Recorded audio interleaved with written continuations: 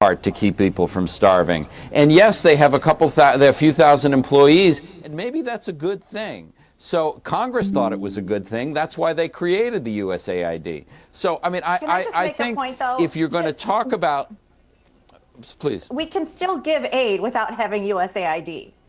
You can still give aid. We are still going to give aid as a country. You don't need a giant bureaucracy. We did the Marshall Plan without a USAID. So to say that because of this department now we can't give humanitarian aid is ridiculous. I mean, we don't need these bloated bureaucracies. And don't you think it's good, Jeffrey, to go in and say, let's make sure we are having efficiencies? Marco Rubio said it right. He said, we can't say that we can be apolitical in our giving. Why should we be giving to countries that don't agree with democracy, that don't love America? Do half of these countries even know that this aid is coming from America? I think these are fair questions to ask, and I think the American people deserve those answers. Well, also, I would say, Jeffrey, I mean, it wasn't the example you gave. If you're helping starving people, fine. That's something that many people might think, fair enough. America, big, powerful country, of course it can. It's when you get into the weeds of some of these grants they were making. If you are a conservative, this woman is speaking to you. She's not speaking to liberals. She's trying to appeal to you, and she's probably doing a very effective job. You probably heard what she just said, and it sounds like it makes sense to you, right? The reason why is because your political opponents are making a fuss and suggesting that people on your side doing a very bad thing. And because you're on that side, it kind of implicates you, and that's an uncomfortable feeling.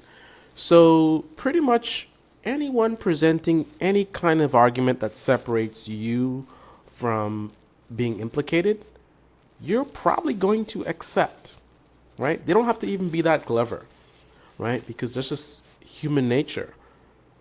You know, you have something that is uncomfortable to you.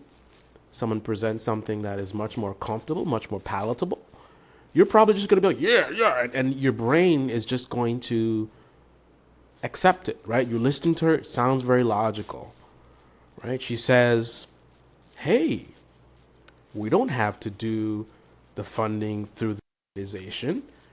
We can still help people. And the reason that makes sense to you is because you're not critical of it. You're dropping your guard because it's comfortable. It's preferable to the other narrative, which is that the people that you may have voted for support might be doing something very cruel, right?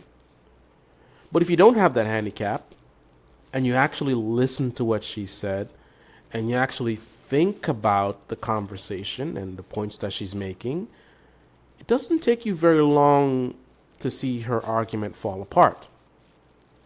So the argument is, we can still fund them. We don't need the program. That is 100% correct.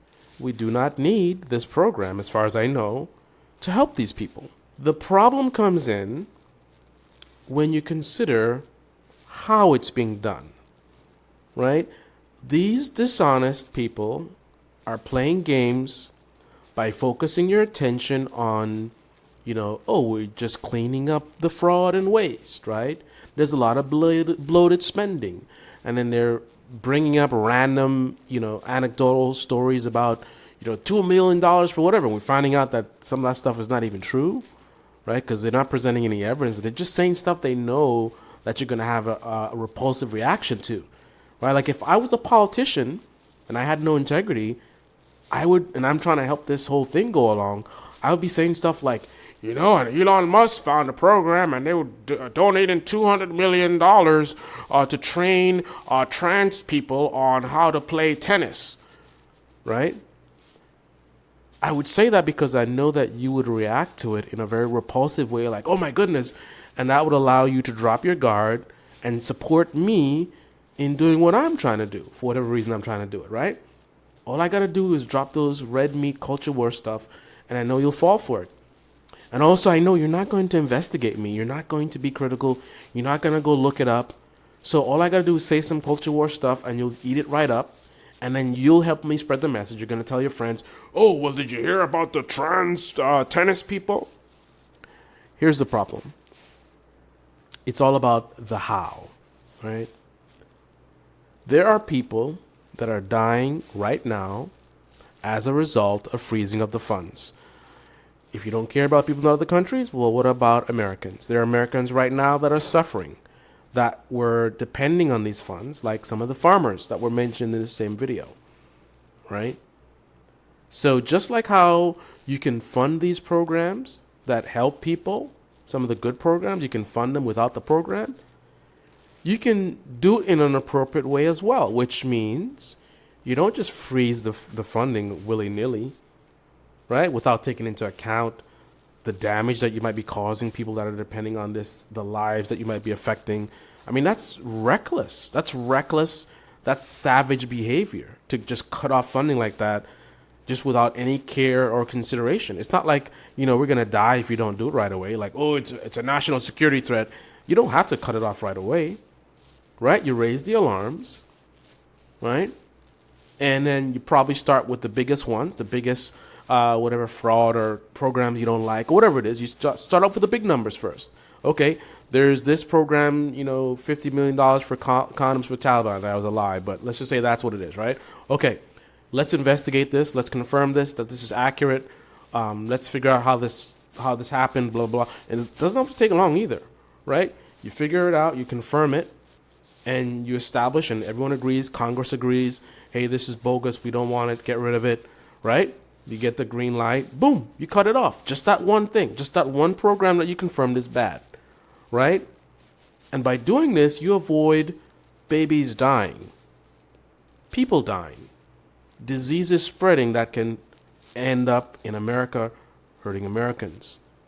You avoid screwing over American farmers, right? That's the way adults do things, right? Methodical. You think about the consequence of your actions. You come up with a strategy. You don't just slop. You're like, oh, freeze it, freeze everything. Like, that's childishness. That is amateur hour, right? And then coming up with an argument of, oh, we could fund them. Sure, right? First of all, if you do this in a strategic way, you never have to cut off the funding that's good. If there's funding in it that's good, right? You would never need to ever cut it off to have to replace it somewhere else. And maybe you have to go through Congress, and then there's delays. Meanwhile, people are struggling. Maybe you leave it alone. If you attack it with precision and with some kind of a, thinking, right? Some kind of thought process at all, then you would isolate the bad stuff and freeze specifically the bad stuff, right? Because then in that case, again, you wouldn't need to cut off the funding that's good. If it's good, then leave it alone. But if for whatever reason you don't want it to go through that program, fine. You don't freeze the funding, right? Unless you identify specific funding that's bad, right? And when you identify funding that's good, for whatever reason you think you want to do it another way, fine. You leave it alone because it's good, and you build up and work on the replacement, right? And when that replacement is ready to go and in place, right, simultaneously, you cut off the old funding system and you enable the new one. That way, it's seamless. Nobody has to die. That's the way human beings who have souls, right, who aren't savages that just, don't care about anyone else but themselves. That's the way human beings that have hearts and who have a brain that can think, that's how they behave, right? When you're dealing with things that are life and death for people around the globe, right? But clearly that's not what we're dealing with. We're dealing with savages, amateurs. I don't want to use the R word, but I think you know what I'm talking about. This is the Debate Me channel. Debate me in the comment section below. Click on the like button, subscribe, smash that bell. Be well. Don't believe the hype.